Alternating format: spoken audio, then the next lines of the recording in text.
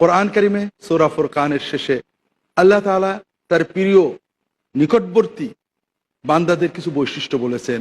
তারা আল্লাহর ইবাদত করেন, তাহাজ্জুদ পড়েন, অন্যায় কথা বলেন না, মহাপাপ করেন না। সব কিছু বলার পরে আল্লাহ তাআলা তাদের বৈশিষ্ট্য হিসেবে উল্লেখ করছেন, হায় আমাদের রব, আপনি আমাদের দাম্পত্য সঙ্গীদেরকে, স্বামী স্ত্রীকে এবং আমাদের সন্তান প্রজন্মদেরকে আমাদের চোখের শান্তি বানিয়ে দেন এবং আমাদেরকে মুত্তাকিদের ইমাম বানিয়ে দেন।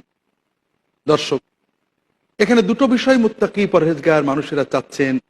একটা হলো মুত্তাকিদের ইমাম হওয়া, আর একটা শান্তিময় পরিবার, দাম্পত্য সঙ্গীরা, স্বামীর জন্য স্ত্রী, স্ত্রীর জন্য স্বামী এবং সন্তানেরা, বংশধরেরা।